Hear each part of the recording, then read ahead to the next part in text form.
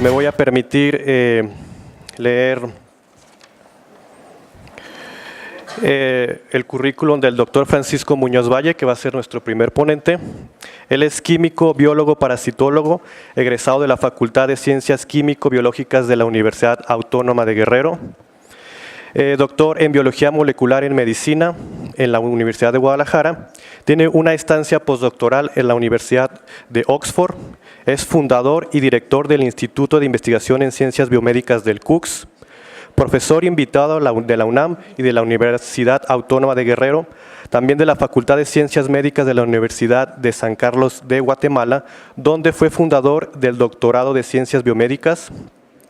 En la Universidad de Guadalajara fue coordinador del doctorado en Ciencias Biomédicas y actualmente es jefe del Departamento de Biología Molecular y Genómica. Es miembro del SNI nivel 3, perfil ProInPep.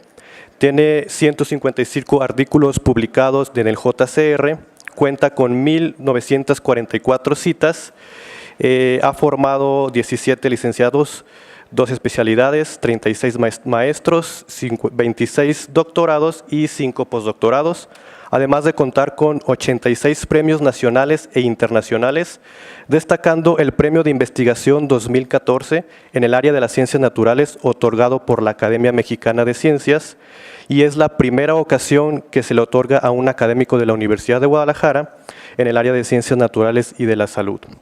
Es vicepresidente del Colegio Mexicano de Ciencias del Laboratorio Clínico AC y representante de México ante la International Federation of Clinical Chemistry. Entonces, la ponencia que nos va a presentar hoy es peptilarginina desamina tipo 4 y su relevancia bioquímica e inmunológica en artritis reumatoide. Démosle un fuerte aplauso, por favor.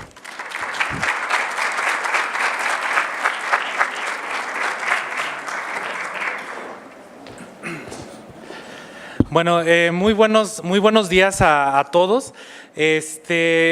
Antes que nada quiero agradecer la invitación a esta feria. La verdad es muy importante que se realicen este tipo de actividades, sobre todo con estudiantes de licenciatura en primera instancia, que son los que tenemos de alguna manera más que alentar para que se dediquen a la ciencia, además de estudiantes de posgrado, de maestría, de doctorado. Y yo creo que uno de los aspectos más importantes que está viviendo la actualidad o la evolución de la ciencia es precisamente tener,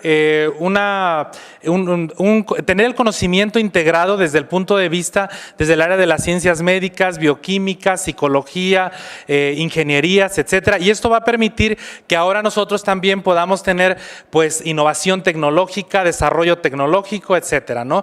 Entonces, bueno, yo les voy a hablar, no sé si me puedan prestar un apuntador, si no ahorita, bueno, yo les voy a hablar acerca de una enzima que específicamente es la peptidilarginina desaminasa tipo 4, y cuál es su relevancia inmunológica y bioquímica de manera particular en artritis reumatoide.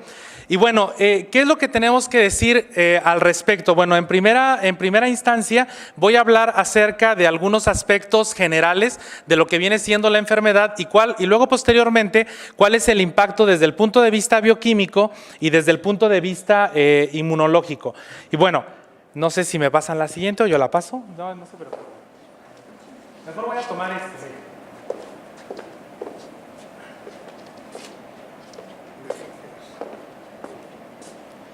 Ok, ¿sí me escuchan?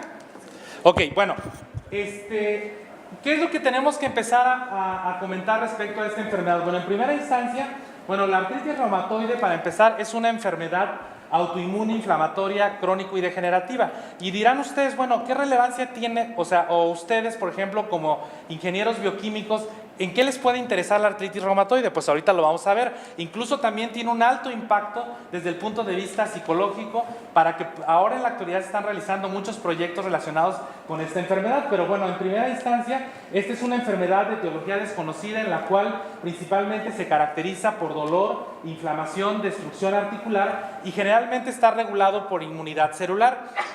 Si nosotros vemos en la parte izquierda, nosotros podemos ver a una mujer donde le vemos las manos, que es la evidencia clínica más importante de la enfermedad, donde vemos unos dedos que se llaman dedos en forma de cuello de cisne. ¿Esto por qué sucede o por qué lo presentan? Bueno, porque hubo degradación del cartílago y del hueso y posteriormente pues se logra la formación de estos dedos que de manera indiscutible pues es incapacitante para los pacientes. Por el otro lado, en la parte de abajo, nosotros podemos ver una mano donde podemos ver degradación específicamente de lo que viene siendo el hueso y del cartílago, y es lo que específicamente pues evidencia el proceso en la enfermedad. Ahora, ¿cuál es la epidemiología de la enfermedad o por qué es relevante? Bueno, en primera instancia es una enfermedad que afecta principalmente más a mujeres que a hombres. La mayoría de las enfermedades, a lo mejor ustedes conocen mucho más del cáncer, de otras enfermedades que son más frecuentes de estudiar. Sin embargo, este es un grupo de enfermedades que son altamente relevantes y que, bueno, si nosotros vemos la afección, principalmente es en mujeres en una relación de 3:1. Y una característica importante es que, bueno, esta tiene una prevalencia del 1.49% de manera particular en México, aunque también se ha descrito en algunos estados que la prevalencia es más alta, aproximadamente del 2.8%. Si nosotros observamos dentro de las enfermedades discapacitantes, pues son obviamente la osteoartritis, que también es una enfermedad reumatológica, pero que no es igual que la artritis reumatoide, y esta tiene también una prevalencia del 10.5%, lo cual hace que tengamos en la actualidad una gran cantidad de incapacidades, sobre todo en las áreas laborales, precisamente por esta enfermedad. Y dentro de otras, bueno, está la fibromialgia, la gota y el lupus. De repente la fibromialgia, por ejemplo, decimos que no es una enfermedad. Una mujer, por ejemplo, que inicia con dolor de toda la parte del cuerpo, que no se puede levantar, etcétera, pues dice, no, pues te tienes que parar y es porque estás deprimida. Bueno, un factor importante es precisamente la presencia de estas enfermedades, y el nombre de ellas pues es la fibromialgia, que es una enfermedad que actualmente afecta a mujeres a temprana edad y también a mujeres adultas. Entonces, bueno, si nosotros vemos cómo es que se puede clasificar a un paciente con artritis reumatoide, o sea, no es nada más el hecho de que nos duelan las manos o nos duelan los huesos para que nosotros digamos que tienen esa enfermedad. Bueno, para esto el Colegio Americano de Reumatología desde 1987 definió ciertos criterios que se deben de cumplir para que una paciente sea clasificada con artritis reumatoide. Un criterio es, por ejemplo, que tengan rigidez matutina, o sea, que al momento de que se levantan no puedan mover las manos por más de 15 minutos, media hora, a eso se le llama rigidez matutina. También que tengan artritis de 3 o más áreas articulares. Esto quiere decir que tengan inflamación de 1, 2 o 3 dedos, dependiendo de cuál sea el área implicada. También que haya articulaciones inflamadas en manos, que sea una artritis simétrica, esto quiere decir que realmente sean afectadas ambas manos o ambas rodillas. Y también, bueno, dentro de las pruebas de laboratorio que son de interés, pues son por un lado la presencia del factor reumatoide y la presencia de cambios radiográficos. Sin embargo, bueno, estos criterios de los 7 se tenían que tener al menos 4 para que se pudiera cumplir con la presencia o se pudiera clasificar a un paciente con artritis reumatoide. Sin embargo, años después se vio que realmente estos criterios lo que permitían era clasificar e identificar a pacientes que ya tenían una artritis reumatoide crónica. De tal manera entonces que en el 2010 el mismo Colegio Americano de Reumatología y la Liga Europea contra el Reumatismo dijeron: tenemos que crear criterios que nos permitan identificar pacientes mucho más temprano, porque lo que está pasando es que los clasificamos, les damos tratamiento y la evolución de la enfermedad pues obviamente es más severa. De esta manera entonces se crearon estos 4 criterios en los cuales están involucrados, aparte del factor reumatoide que marco ahí en color naranja, otro tipo de anticuerpos que se llaman anticuerpos contra péptidos citrulinados cíclicos. Y este es un anticuerpo, es un tipo de anticuerpos que tiene una relevancia muy importante desde el punto de vista bioquímico. Y ahorita vamos a ver por qué, porque todos pensaríamos que la bioquímica es totalmente un área aparte de la inmunología y aparte de las ciencias de la salud, pues más alejada todavía, ¿no? Entonces, bueno, sin embargo, bueno, aparte de estos 2 autoanticuerpos, También los pacientes tienen que presentar inflamación, como lo presento en la parte en el apartado A, donde dice articulaciones grandes o pequeñas. Luego también algunos reactantes de fase aguda que todos conocen, que son la proteína C reactiva y la velocidad de sedimentación globular, y también el tiempo de duración de los síntomas. Esos son los factores que ahora se consideran para poder de alguna manera clasificar a un paciente con artritis reumatoide. Si ustedes me preguntan cuál es la diferencia de que puedas usar estos criterios o los criterios anteriores, la diferencia es que estos criterios van enfocados a detectar pacientes con artritis reumatoide temprana. O sea, quiere decir que cuando el paciente llega con el médico hay ocasiones que trae dolor articular, pero que no tiene ninguna evidencia ni a nivel radiográfico, ni siquiera a nivel de laboratorio. De tal manera que entonces con estos criterios se pueden detectar pacientes que tienen la enfermedad de manera más temprana, lo cual va a facilitar también que tengan un mejor tratamiento y por lógica una mejor evolución de los pacientes, ¿no?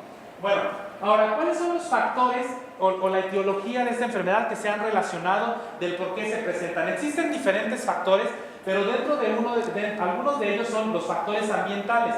Por ejemplo, los virus y las bacterias son dos de los principales factores que se han implicado con el desarrollo de la enfermedad.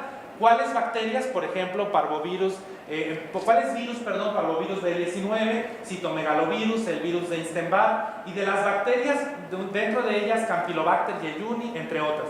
Sin embargo, a la fecha no existe un factor etiológico de la enfermedad. A ciencia cierta, no sabemos qué es lo que permite que se dispare la enfermedad en unos pacientes más agresiva que incluso en otros. Otro factor también importante son los factores endocrinos. Dentro de los factores endocrinos se ha visto que generalmente el hecho de que tengamos una variabilidad o que las mujeres sobre todo tengan una variabilidad hormonal, sobre todo en la menopausia, esto las hace más susceptibles al desarrollo de enfermedades reumáticas y autoinmunes.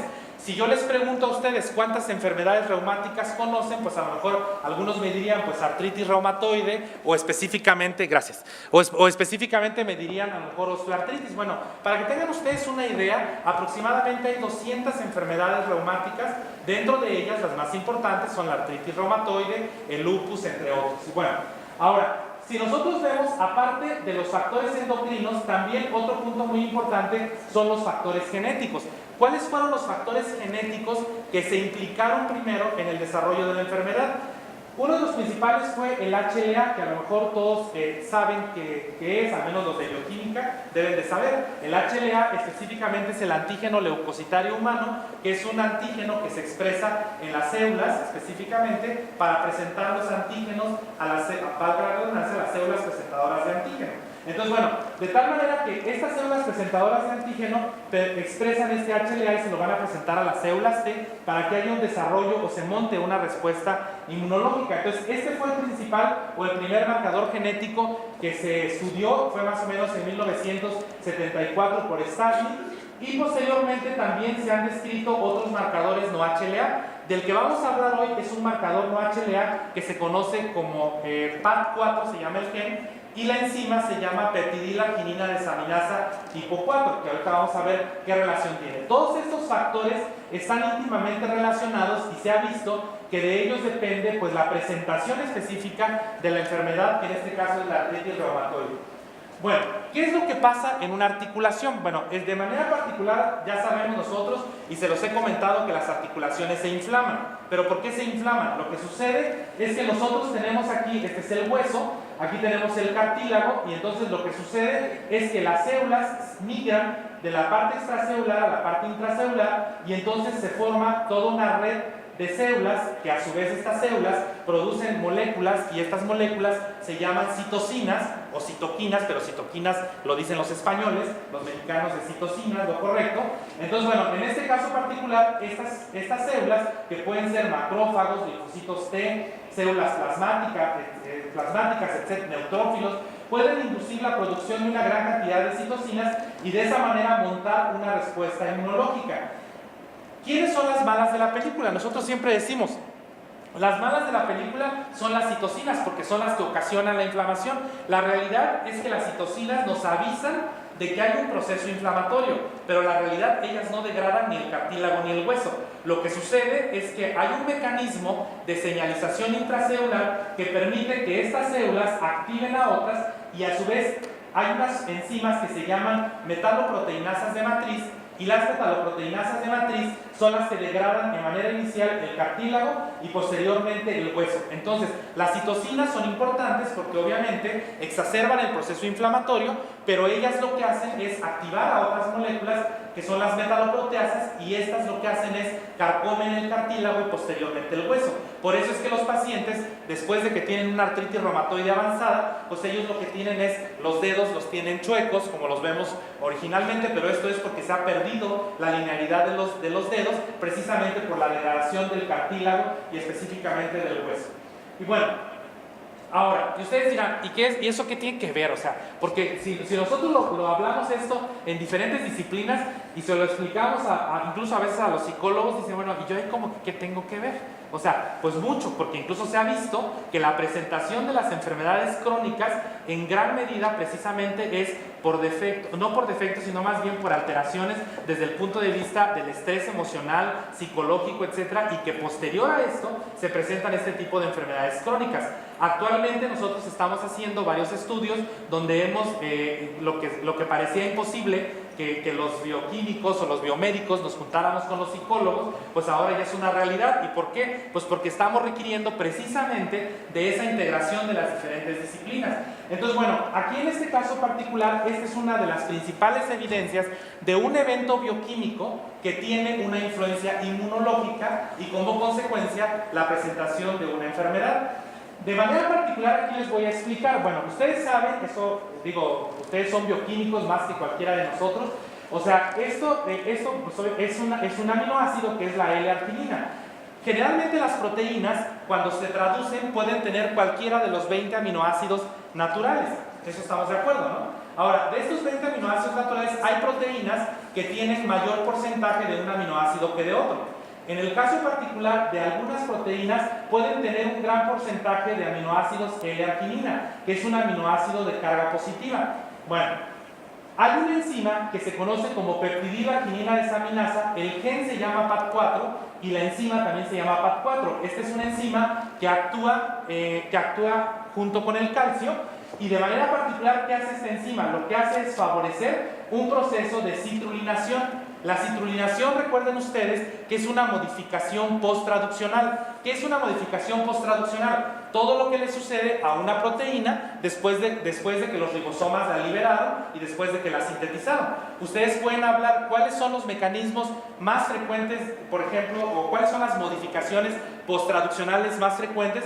Pues puede ser la fosforilación, por ejemplo, es una de las más frecuentes. La acetilación también es una modificación post-traduccional, y esta es una modificación que se llama citrulinación. Entonces, bueno, la citrulinación lo que hace es favorecer el cambio de un radical o de un grupo de los aminoácidos de la L-arginina, los cambia a L-citrulina, de tal manera que este aminoácido, de ser de carga positiva, ahora va a adquirir una carga neutra. Entonces, este es un factor muy importante porque si ustedes se fijan, no es común que yo diga que una proteína tiene 70% o no tanto, que tenga un 40% de citrulinas, porque las citrulinas no son proteínas que se incorporan durante la síntesis de proteínas.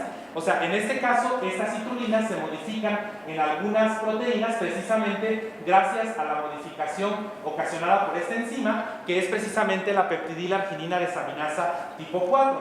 Y bueno, ¿qué relevancia tiene entonces que yo tenga una proteína con carga positiva a que ahora yo tenga una proteína con muchos aminoácidos que tienen carga neutra? Eso es muy importante. Bueno, si vemos aquí, esta es la estructura específicamente de PAD4 y cuáles son sus sitios de interacción con calcio. Esta es específicamente un monómero a través de la estructura de listones, donde podemos ver específicamente los sitios de accesibilidad a calcio que tienen, y precisamente por eso esta enzima tiene una mayor funcionalidad cuando tiene buenas concentraciones de calcio, que estamos viendo en forma arimérica.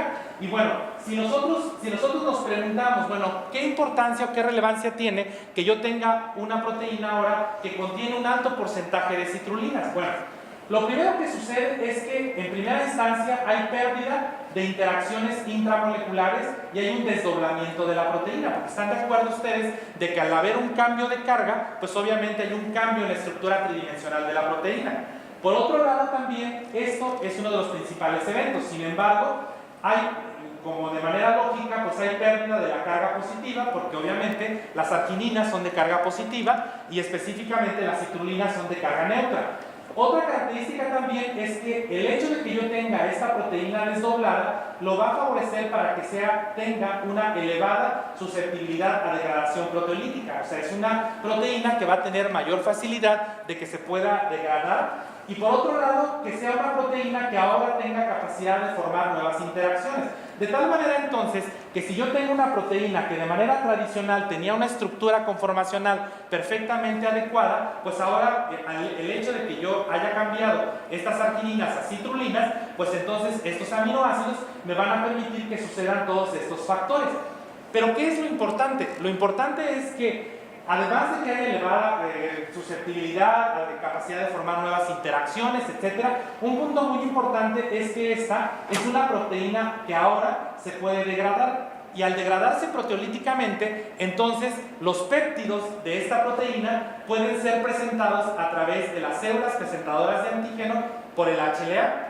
Y de tal manera que algo que es muy importante es que una proteína, cuando tiene los aminoácidos tradicionales, que son las argininas, y posteriormente estos cambian a citrulinas, estas proteínas se vuelven inmunológicamente, se vuelven antigénicas de manera particular. ¿Qué quiere decir cuando yo digo que una proteína se vuelve antigénica? Pues que ahora el hecho de que haya tenido yo ese cambio bioquímico va a permitir que ahora se despierte la respuesta inmunológica, y ese es un factor muy importante. Entonces, bueno, de tal manera entonces que una vez que ya vimos estos factores, entonces se presentan el hecho de que yo tenga cuáles proteínas, por ejemplo, se pueden citrulinar. Por ejemplo, la bimentina, las histonas, las proteínas de histonas. Ustedes deben de recordar que las proteínas de histonas son precisamente para que se dé lugar al empaquetamiento del material genético, y son muchas proteínas que se pueden citrulinar. Sin embargo, el hecho de que yo tenga una proteína que ahora es inmunológicamente competente, digámoslo así, entonces se van a producir anticuerpos contra proteínas citrulinadas. El título de estos anticuerpos se les llama anticuerpos anti-CCP, es como se le dice a la abreviatura, pero esa abreviatura quiere decir anticuerpos contra péptidos citrulinados cíclicos, quiere decir anticuerpos contra estas proteínas que precisamente fueron modificadas por una modificación post-traduccional. Entonces, de tal manera que a esto se les llaman entonces autoanticuerpos.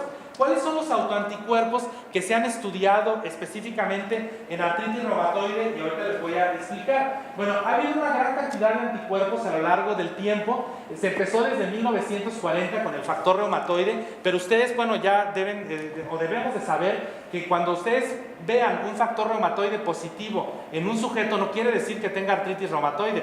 Puede ser simplemente que tuvo pérdida de la tolerancia de algunas proteínas, pero no quiere decir que tenga la enfermedad. Hay otros anticuerpos que se han descrito, dentro de ellos los anticuerpos anti-SA, antivimentina, etcétera. Pero de manera particular estos anticuerpos fueron descritos en el 2000 precisamente en el Instituto de Bioquímica en la Universidad de Nijmegen en Holanda. Ellos fueron los primeros que descubrieron específicamente los anticuerpos anti-CCP. Ellos eran bioquímicos.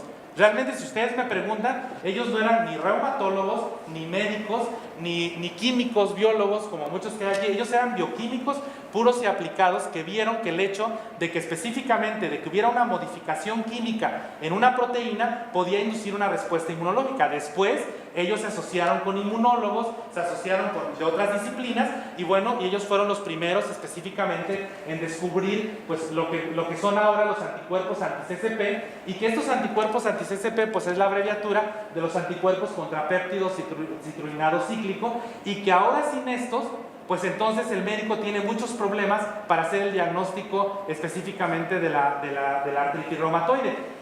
Cuando se hicieron los descubrimientos específicamente de estas modificaciones químicas, uno de ellos fue Schellekens, que estaba haciendo su tesis de doctorado, y específicamente en Holanda, para poderse graduar de doctorado, les piden 5 artículos.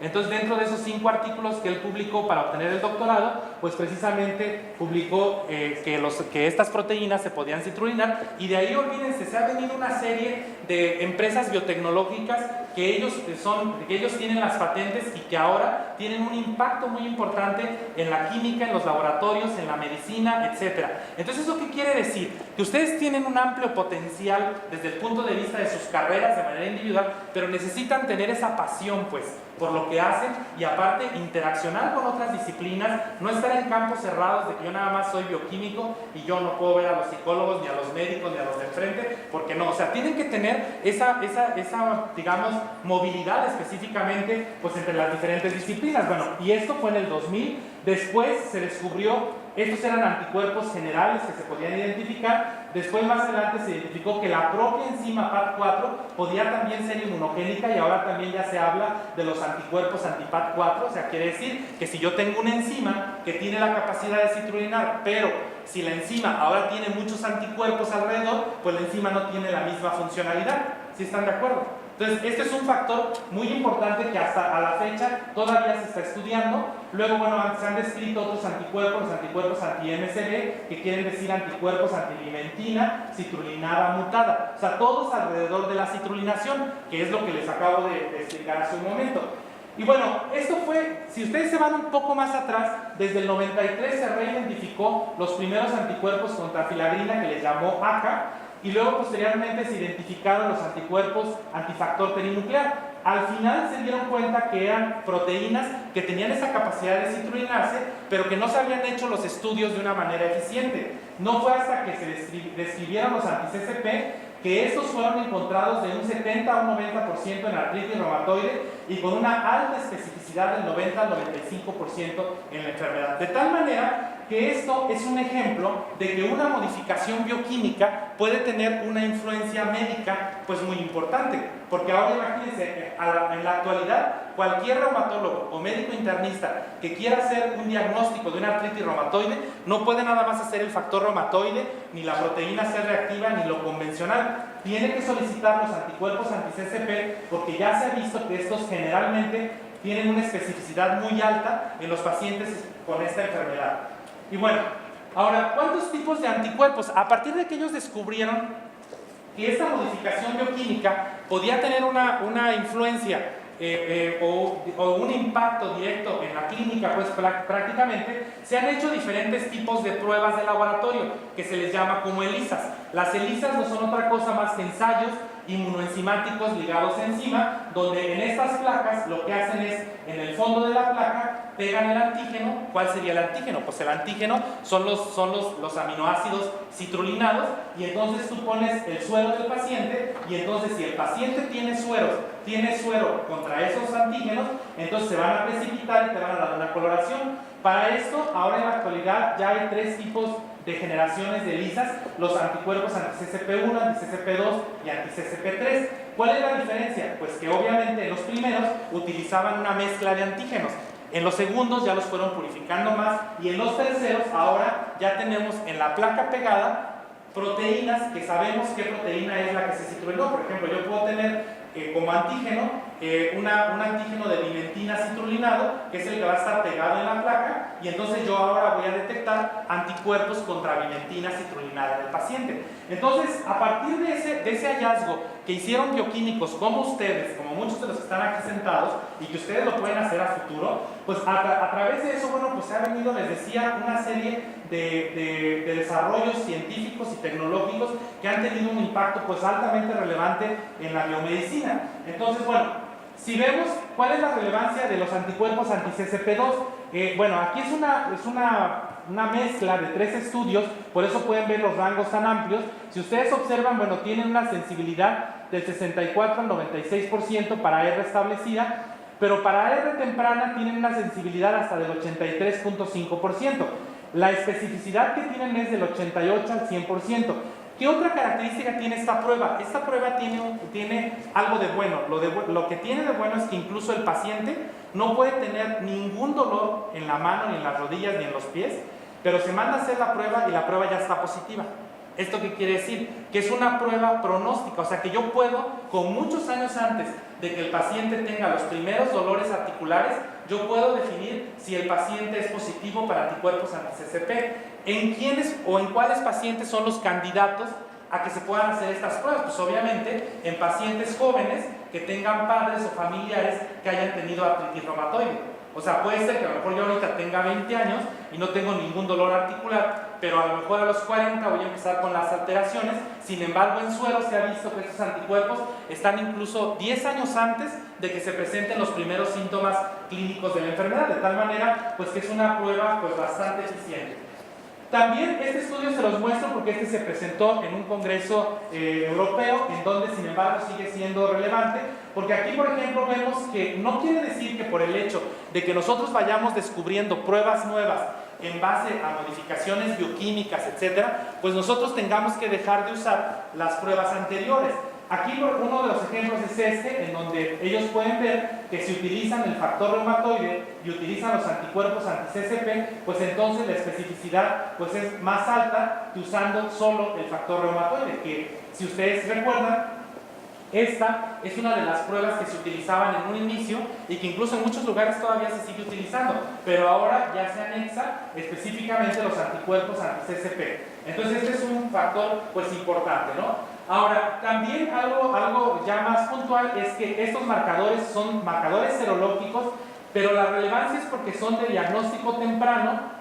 También son marcadores de destrucción articular, o sea, quiere decir que si yo los tengo más tiempo presentes en el suero, quiere decir que a mí como paciente me va a ir peor en la evolución de la enfermedad. Hay más posibilidades de que si yo tengo los anticuerpos positivos, yo pueda tener mayor degradación de cartílago y mayor degradación de hueso a lo largo de la evolución de la enfermedad. Sin embargo, una pregunta que hasta la fecha todos nos seguimos haciendo, bueno, digamos el 95% de los pacientes son positivos para anti-CCP y eso ha sido algo muy bueno porque esta es una prueba de origen bioquímica pero de realidad inmunológica que en donde pues nos ha servido mucho para el diagnóstico de los pacientes.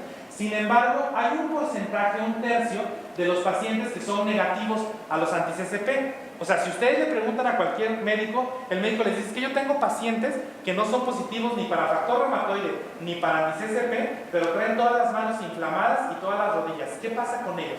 ¿Realmente no tienen ningún autoanticuerpo o no perdieron la tolerancia a nada? Bueno, eso es lo que en la actualidad se está buscando. Se piensa que ese pequeño porcentaje de pacientes que no dan positivos a esta prueba, pues es precisamente porque puede haber otros anticuerpos que no estamos detectando. Y ahí es donde está la parte innovadora de esta área del conocimiento. A lo mejor muchos de ustedes ni siquiera habían escuchado mucho acerca de lo que viene siendo la autoinmunidad, pero la autoinmunidad es una enfermedad autoinmune que poco se estudia en nuestro país y que sin embargo es un área que permite pues de alguna manera el establecimiento desde el punto de vista genético, desde el punto de vista bioquímico o desde el punto de vista inmunológico. Son áreas de oportunidad que a futuro ustedes pueden ir a hacer estancias con nosotros en el PUBS para que puedan aprender algunas cosas. O sea, las puertas están abiertas. Lo importante es que también ustedes conozcan a veces qué hacemos en la universidad. Realmente estos foros a mí se me hacen muy importantes porque a veces entre nosotros mismos no sabemos qué hacemos. A veces a mí me conocen más en Hidalgo o en la UNAM que todo en la UDG, ¿verdad? Entonces, bueno, sin embargo, esos son factores importantes que también debemos de considerar porque se supone que somos una universidad incluyente, ¿no? Entonces, pues eso hay que hacer. Entonces, si vemos nosotros aquí, estos son varios estudios que obviamente no se los voy a leer, nada más para que vean ustedes algunos. Estudios donde han asociado anticuerpos anti-CCP en diferentes países.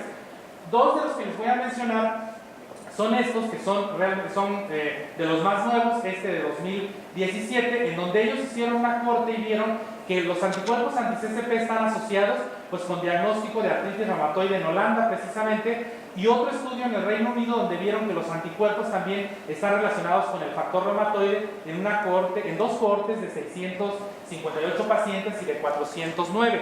Si ustedes observan, también están asociados, por ejemplo, con lo que viene siendo el hábito tabáquico. ¿Qué tiene que ver eso? O sea, ustedes dicen, ¿y eso qué tiene que ver? Porque a veces la mayoría de muchos jóvenes fuman, ¿no? Lo que sucede es que también ahora se ha descrito de que el hábito de fumar, pues eso permite que nosotros podamos estar en contacto con una mayor cantidad, obviamente, de productos químicos, ¿sí? Propios de la combustión, pues. Entonces, estos productos propios del fumar se ha visto que facilitan el proceso de citrulinación.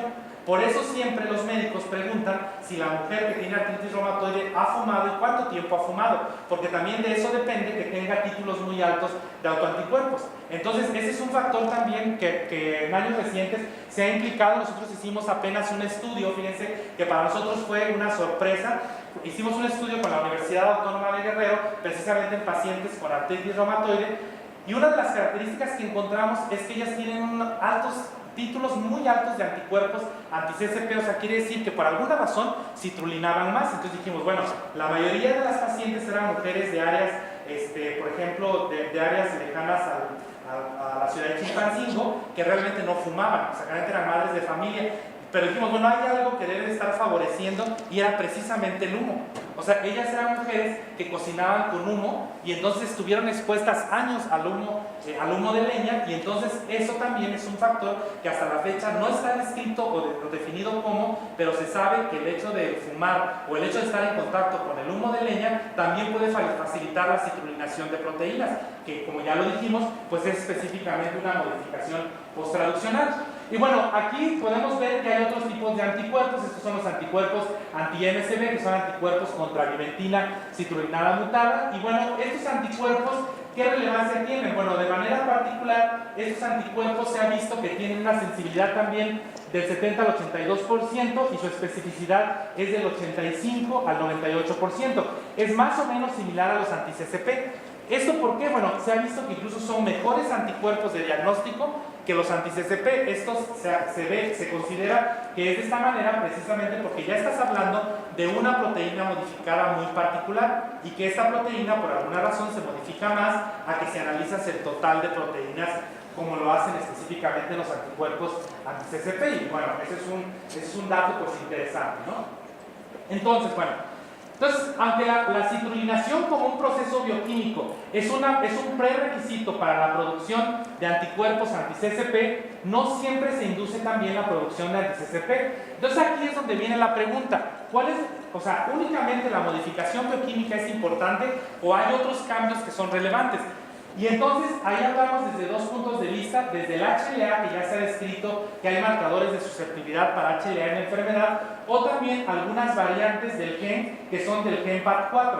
Este gen, ahorita vamos a ver qué características tiene. Hasta ahorita hemos hablado únicamente de que la enzima es la que hace este cambio de favorecer los cambios de arginina precisamente pues a citrulina, ¿no?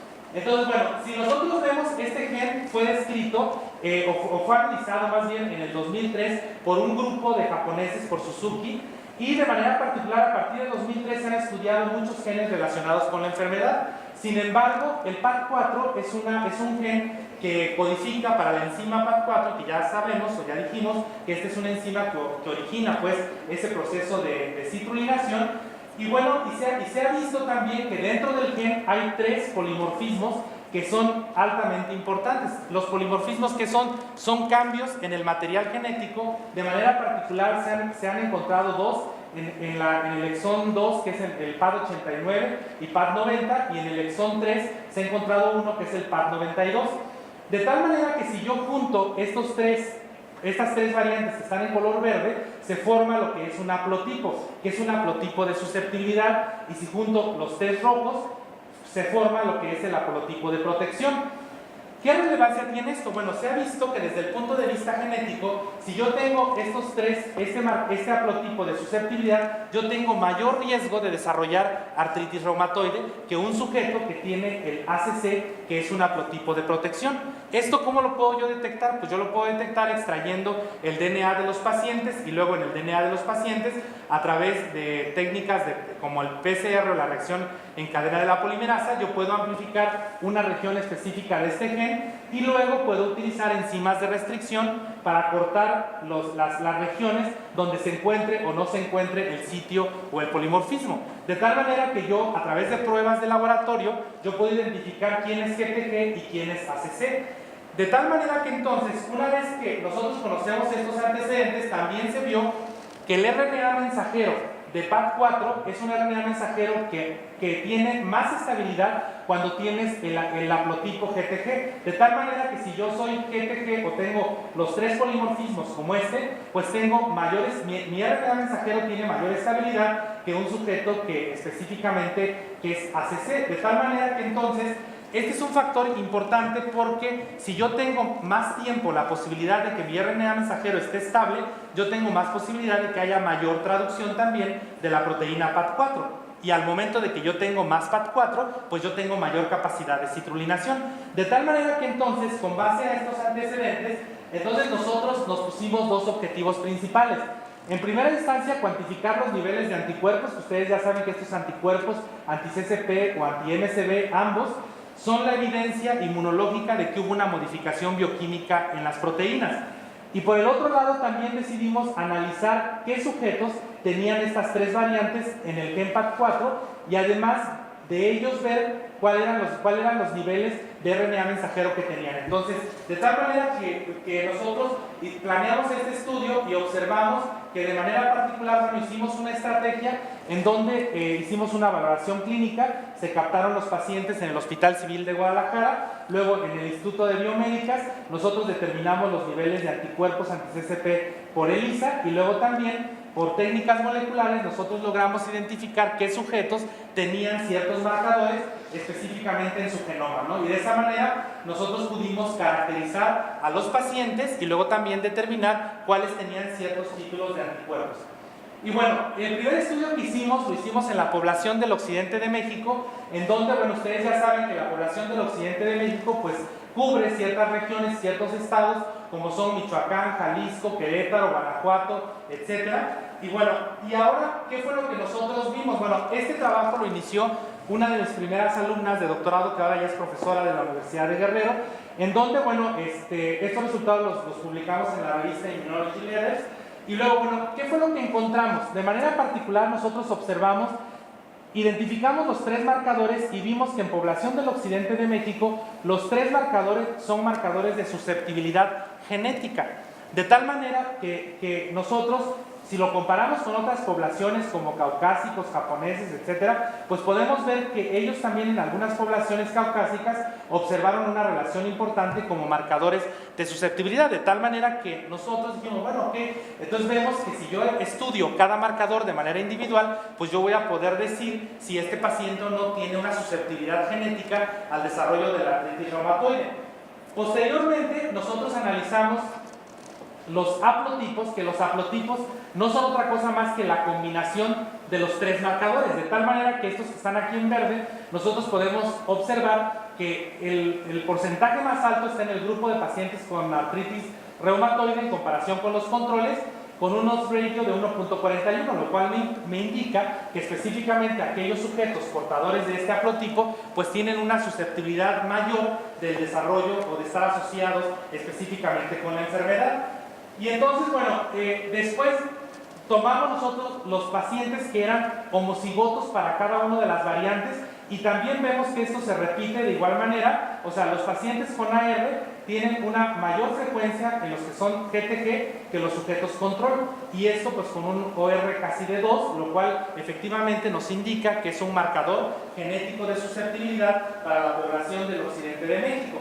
Posteriormente, otro objetivo que nosotros también tuvimos es, bueno, dijimos, ya sabemos que son marcadores genéticos de susceptibilidad, ahora queremos saber si en realidad hay más RNA mensajero en los que son GTG que en los que son ACC, porque si ustedes recuerdan, estos GTG son de susceptibilidad y estos son de protección. Cuando analizamos el total de muestras, efectivamente vemos que los que son GTG tienen mayor expresión del RNA mensajero por una técnica que se llama PCR en tiempo real. Y luego cuando separamos, si ustedes observan en los controles, no se ve ninguna diferencia. O sea, no se ve ninguna diferencia en la expresión del RNA mensajero de PAT4. Sin embargo, cuando nosotros analizamos los puros pacientes con artritis reumatoide, vemos que los pacientes con AR y que son GTG tienen más RNA mensajero, 3.29 veces más que los que son ACC, de tal manera que este es un dato muy interesante porque entonces nos corrobora que el paciente, aparte de que tiene el marcador, tiene también la expresión del gen a nivel de RNA mensajero.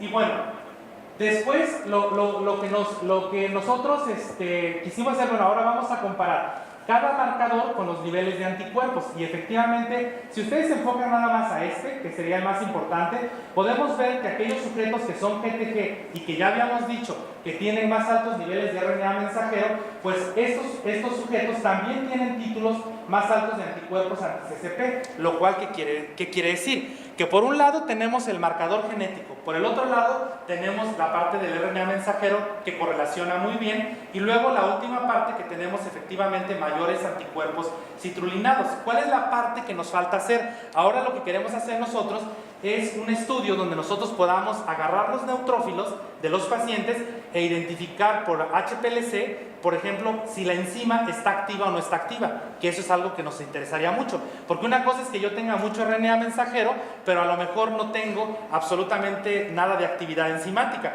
Entonces ahora, ahí en esa parte, en esta siguiente parte, nosotros necesitamos de los bioquímicos para que nos hagan esa parte o que nos apoyen con esa parte, porque es la parte que realmente ahorita ya tenemos en colaboración, pero fíjense, lo tenemos en colaboración con los de Sonora, o sea, porque precisamente ellos nos dijeron que ellos pueden hacer esa parte y nosotros les mandamos algunos neutrófilos y ahorita apenas estamos probando si efectivamente vamos a tener más altos niveles de la actividad enzimática en los neutrófilos de los pacientes. Si eso llega a ser cierto, pues entonces tendríamos como toda la historia completa en cuanto a que es un marcador genético, los anticuerpos correlacionan con la modificación bioquímica y luego posteriormente pues con esta parte que aún estamos todavía estudiando, ¿no?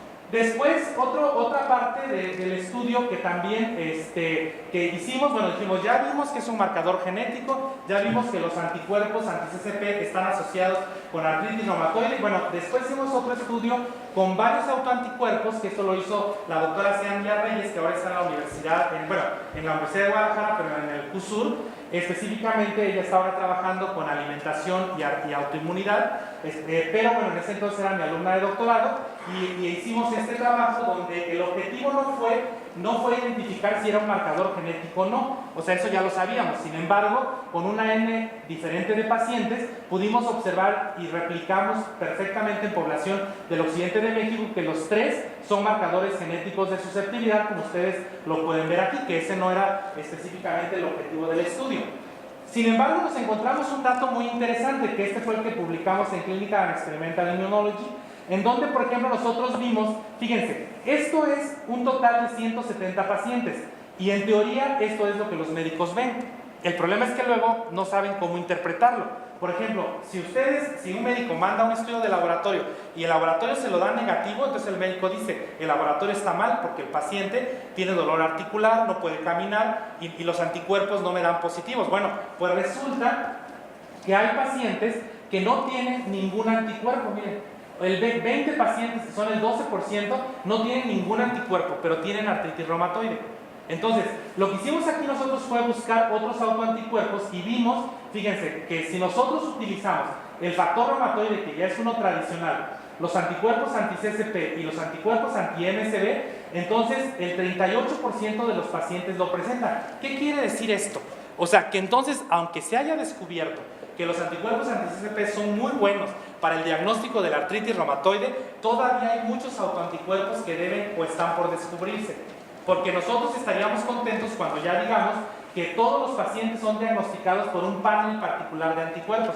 Sin embargo, eso hasta la fecha pues todavía no puede ser. Encontramos algunas correlaciones que eran muy interesantes entre anti-CCP y anti-MSB, entre factor reumatoide y anti-CCP también, y si ustedes lo ven, pues son correlaciones muy importantes, que es lógico de esperarse porque es la interacción que hay entre los propios autoanticuerpos. Y luego, otro punto que hicimos también es que dijimos, bueno, todos los que son GTG, ahora hay que relacionarlos con los 4 anticuerpos que estudiamos.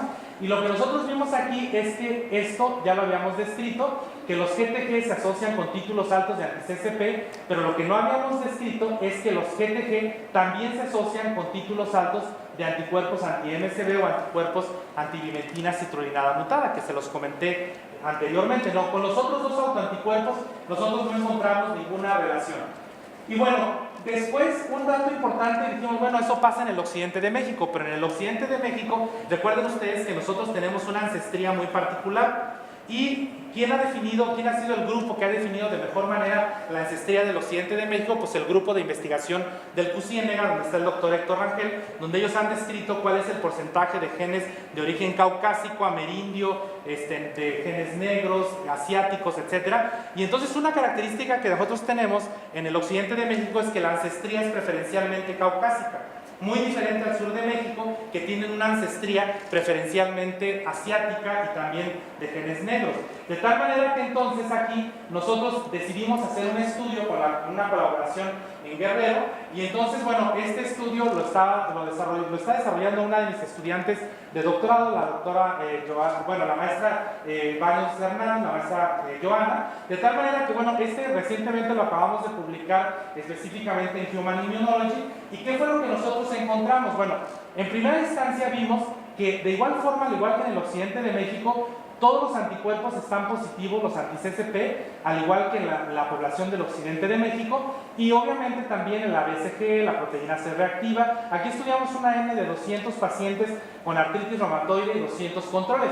Si ustedes se fijan aquí, el tabaquismo, que era lo que preguntábamos generalmente, solamente 20 pacientes, que era equivalente al 10%, fumaban. Sin embargo, 106 estaban expuestas al humo de leña, de tal manera que después, cuando hicimos el análisis, observamos que aquellas mujeres, porque sobre todo eran mujeres, que tenían específicamente exposición al humo de leña por un tiempo largo, pues tenían también títulos mucho más altos de anticuerpos anti-CCP. Hasta la fecha nadie ha reportado cómo es el mecanismo de que el humo de leña puede inducir la citrulinación de las proteínas a nivel celular. Sin embargo, pues es un dato importante. Cuando analizamos los tres mismos marcadores que les he comentado, también observamos lo mismo, que los tres marcadores son marcadores genéticos de susceptibilidad en la población del sur de México, lo cual, ¿qué quiere decir? Que son marcadores no exclusivos del occidente. O sea, ahora estamos por estudiar una población de Monterrey también, para que nosotros podamos tener el total, o al menos algunas poblaciones del país, porque uno de los problemas que tenemos en México es que tenemos una diversidad de ancestría muy importante. Entonces no podemos asumir que lo que encontremos en una población va a ser exactamente lo mismo en el sur o en el norte, precisamente porque ya se ha descrito la variabilidad ancestral o de la ancestría que tenemos los mestizos mexicanos, como genéticamente pues nos define, ¿no? Entonces, bueno, si vemos nosotros, de igual forma también observamos aquí que al combinar los tres marcadores estaban más representados, digamos, teníamos, estos tres son marcadores de susceptibilidad para AR, también en la población del sur de México. Esto es muy similar a lo que les mostré. Y si vemos, cuando analizamos también los haplotipos homocigotos, pues vemos que de igual manera el OR es de 2.27, quiere decir que no es un marcador, pues es un haplotipo de susceptibilidad para pacientes pues con artritis reumatoide, tanto en el occidente como en el sur de México. Aparte también nosotros dijimos, bueno, ya que hicimos estos tres marcadores, ahora hay que hacer una prueba estadística que se conoce como desequilibrio de ligamiento, y que de alguna manera esta prueba nos indica qué tanto se segregan a la siguiente generación los marcadores genéticos, pues propiamente. De tal manera que aquí vemos que entre el 1 y el 2 es el 97, entre el 2 y el 3 es el 93, y entre uno y otro es el 91. De tal manera que el desequilibrio de ligamiento es muy cercano a 1 en los tres marcadores. ¿Qué quiere decir esto? ¿Qué utilidad tiene? Lo que quiere decir es que yo estudio tres marcadores y yo he definido que los tres son marcadores de susceptibilidad, pero ahora, con que yo determine uno desde el punto de vista molecular, estoy seguro que los otros dos también están presentes. De tal manera que esta prueba estadística pues es muy importante, porque también cuando tú analizas muchos marcadores en el DNA, pues tú puedes definir cuáles son realmente importantes y cuáles se segregan específicamente a la siguiente población. De tal manera que con estos tres yo podría decir que o determino los tres en una muestra de un paciente, o con que yo determine uno, yo infiero que están los otros dos, porque ya está calculado específicamente de manera estadística. Y bueno, ¿cuál sería la conclusión de manera particular a estos estudios que yo les he presentado? Bueno, en primera instancia, que tenemos que tener claro que para que se presente la artritis reumatoide es la interacción de muchos factores. Por un lado, la presencia del HLA, y por otro lado, la presencia de este haplotipo GTG del GENPAT4, Si yo tengo el PAD4 puede favorecer que yo tenga una alta expresión del mensajero. Ahora me falta saber si yo tengo una alta actividad, que eso lo voy a saber a futuro, pues gracias a los bioquímicos precisamente. Y luego, bueno, posteriormente esto va a facilitar que estas proteínas se citrulinen. Si estas proteínas se citrulinan, se modifica la estructura tridimensional de las mismas y estas pueden ser capturadas por las células presentadoras de antígeno. Estas células presentadoras de antígeno, ¿qué hacen?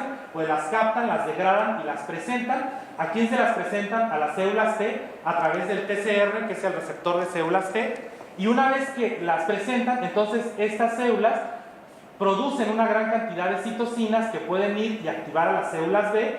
Las células B se diferencian a células plasmáticas productoras de anticuerpos y entonces estas células B diferenciadas pueden producir anticuerpos anti-CCP o anticuerpos anti-MCB, que son precisamente los que se pueden formar complejos inmunes en la enfermedad. A la fecha también se ha implicado mucho a otras células como son propiamente los neutrófilos, porque también ahora, no sé si ustedes sepan, pero aparte de la necrosis y de la apoptosis, que son dos de los tipos de muerte celular más frecuentemente que nosotros aprendemos en las aulas, ahora hay un nuevo tipo de muerte celular que se llama netosis, que es un tipo de muerte celular que únicamente lo hacen los neutrófilos y que estos neutrófilos extienden unos nets, que se les llama así, porque son unas trampas extracelulares para captar a las bacterias, se las tragan, y luego las degradan y las matan. Entonces, ahora ese tipo de muerte celular también se ha implicado mucho en artritis reumatoide, sin embargo no se han descrito muchas cosas ya más finas, pues, y ahora en la actualidad, pues todos, tanto los osteoclastos, macrófagos o neutrófilos, pues están implicados también en el desarrollo de las respuestas, de la respuesta inmunológica, que pueden ser de tipo TH1, TH2 o, en su caso, TH17, que son los subtipos de células T, que se especializan en producir cierto tipo de moléculas y citocinas para montar una respuesta inmunológica en las diferentes enfermedades. Aquí estamos hablando de la artritis reumatoide, pero bueno, pues podríamos hablar de la diabetes, de otras enfermedades que son también un problema pues importante específicamente de salud pública, ¿no? ¿Cuáles son las conclusiones? Bueno, pues que los polimorfismos del gen PAD4 son marcadores de susceptibilidad en población del occidente y del sur de México, que los pacientes que portan estas variantes, el GTG, pues se asocia con mayor expresión del mensajero, que estas tres variantes se asocian con títulos altos de anticuerpos anti-CCP y luego aparte que los haplotipos formados precisamente por estos tres marcadores, pues se asocian con anticuerpos anti-CCP y anti-MCB específicamente en población del occidente de México. Y bueno, aquí nada más simplemente agradecer a todos los colaboradores, que ha sido un grupo multidisciplinario que hemos estado trabajando, que son del Servicio de Reumatología del Hospital Civil, el Instituto de Investigación en Ciencias Biomédicas, que obviamente es un área de investigación abierta para que cuando ustedes deseen también puedan ir a hacer estancias de investigación con los profesores adscritos a este instituto y que trabajan no nada más autoinmunidad, sino también otras áreas del conocimiento.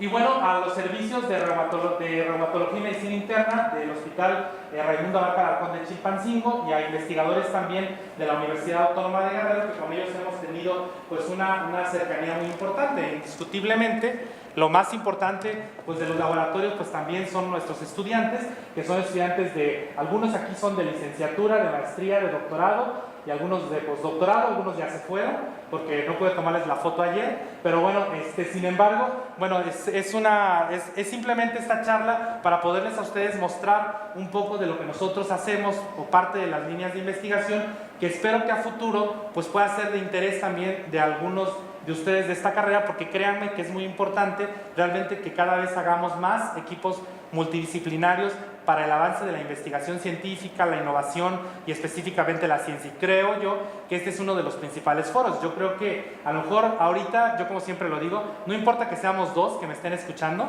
o sea, lo importante es que esos dos pueda yo cambiar un poco la forma de cómo piensan y que a futuro sepan que son estudiantes que pueden hacer posgrados, que pueden estudiar la maestría, el doctorado, el postdoctorado y que realmente pueden contribuir de una manera muy importante pues al avance de la investigación científica en México, ¿no? Muchas gracias.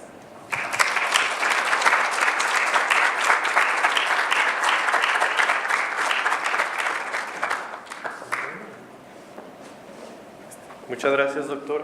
Tenemos tiempo para algunas preguntas. ¿Alguien quiere hacer alguna pregunta o comentario?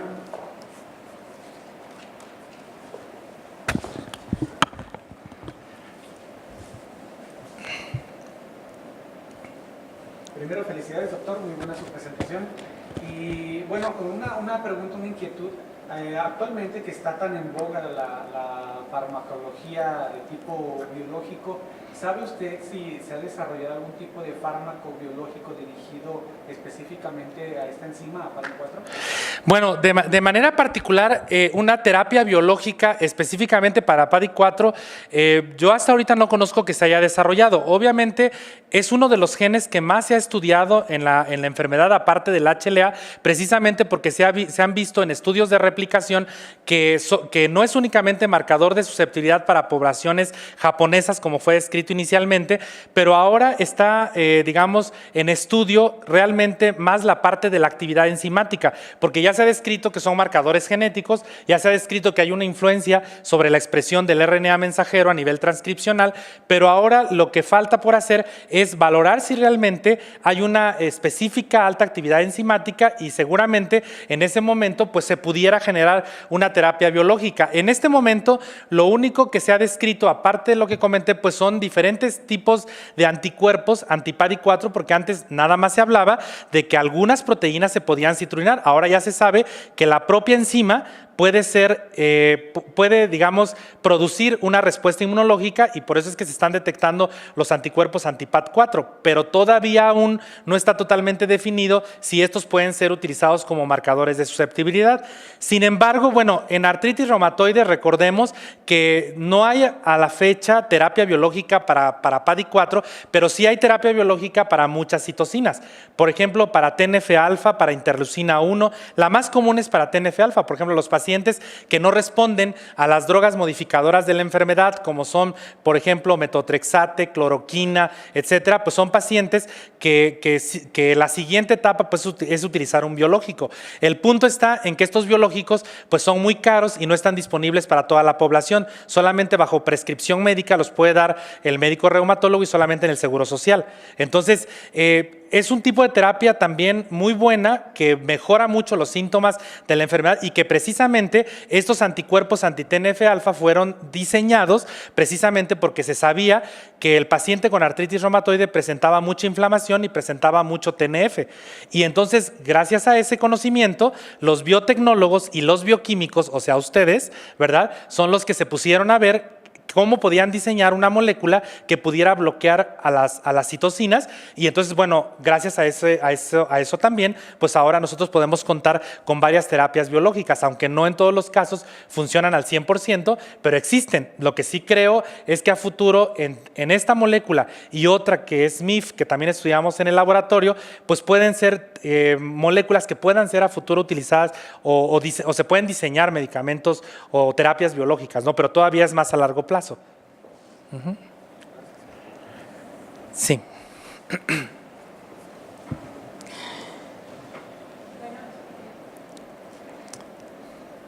Bueno, más que una pregunta es un comentario. Primero que nada, agradecer que hayas aceptado venir a dar esta interesante plática en este foro que considero muy importante, sobre todo para los estudiantes, que generalmente me gusta compartirles. Yo acabo de aprender ahorita algo nuevo, no sabía de esta última forma de muerte celular reportada, esta NET. Acabo de aprender algo nuevo en una sesión cortísima, digo, porque esto es un mundo de investigación, y resaltar sobre todo en este foro de ciencia y tecnología la importancia que, como bien ya lo mencionó el doctor, la interacción que hay entre lo bioquímico, los psicólogos, los ingenieros, que de repente pareciera, como tú dices, que nos hace imposible reunirnos, juntarnos a Claro. en conjunto, y cómo vemos que una situación emocional puede derivar en una importante lesión en nuestra salud. Y Claro. al mismo tiempo la importancia del desarrollo de nuevas técnicas, nuevas metodologías y la creación de nuevos equipos que nos permite identificar moléculas para el tratamiento de diversas enfermedades, ¿no? Entonces, realmente felicidades por este trabajo tan amplio. Gracias por aceptar la invitación de la doctora Lucy, por venirnos a compartir, y pues nada más resaltarle aquí a los chicos que en una avenida, en una plática de esa nos puede abrir el mundo a un sinfín de posibilidades. Muchas gracias. Gracias, muy amable. No, pues yo realmente estoy muy agradecido con la doctora Lucy, que aparte, bueno, de ser una científica, al igual que la doctora, pues muy importantes en la universidad, realmente aparte de eso, creo que son mis amigas, entonces yo creo que eso es muy importante y yo siempre aceptaré venir, a mí me encanta venir a los centros regionales porque siento que son de los centros que realmente más requieren de los centros temáticos también, o de los centros que estamos en Guadalajara, porque precisamente requerimos de esa interacción, ¿no? O sea, esa interacción no nada más en el plano administrativo, sino también en el plano científico y sobre todo para poder de alguna manera establecer a futuro colaboraciones que puedan ser pues muy importantes, ¿no? Si ustedes me preguntan, yo tengo 20 años más o menos trabajando autoinmunidad y de esos 20 años ustedes me hubieran preguntado hace 10 si yo pensaba en algún momento trabajar con los psicólogos, pues yo les hubiera dicho que no. Ahora les puedo decir que hemos hecho trabajos multidisciplinarios muy interesantes que estamos por publicarlos en un inicio. Cada quien vemos nuestras áreas como lo mejor, pero creo que hay que tratar también de abrirse un poco más el panorama y, por ejemplo, algo que yo nunca había considerado es que estas enfermedades, no nada más la artritis, sino todas, tienen también una influencia psicosocial, como lo dicen los psicólogos, ya he aprendido algo de ellos también, y de manera particular ellos establecen diferentes, por ejemplo, índices para ellos calificar o cualificar si el paciente está más triste, más alegre, etcétera. Y yo decía, eso no puede tener influencia. Pero bueno, resulta que sí, tienen unos índices muy bien validados en donde hemos visto que específicamente los pacientes con artritis reumatoide que tienen mayor actividad en la enfermedad son los que tienen de manera particular puntajes más altos en los índices de depresión, etcétera. Entonces, todo eso realmente ha apoyado mucho de manera integral, ¿no? Ahora, pues nos falta integrarnos con otras disciplinas, o sea, que realmente esa es una de las funciones pues que tenemos también todos los científicos y que yo creo que lo podemos hacer, simplemente es cuestión de cambiar a veces también nuestra forma de pensar, ¿no? Gracias.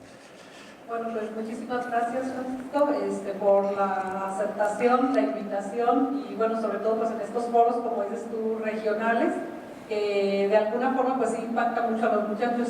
Yo estoy segura, a veces se chivean un poquito, pero yo estoy segura que sí les llega y bueno, ya posteriormente, bueno, ojalá y no sea la primera vez, sino más bien la primera de muchas. No, gracias. Gracias, muy amable. Gracias.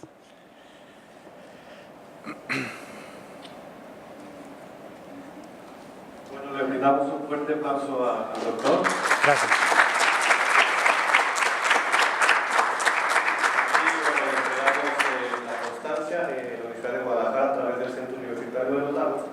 Otorga la presente constancia al doctor José Francisco Muñoz Valle por su valiosa participación como ponente en el Seminario de Ciencia Aplicada Rosalind Franklin con la conferencia Peptida Arginina Desaminasa tipo 4 y su relevancia bioquímica e inmunológica en artritis reumatoide. Muchas gracias.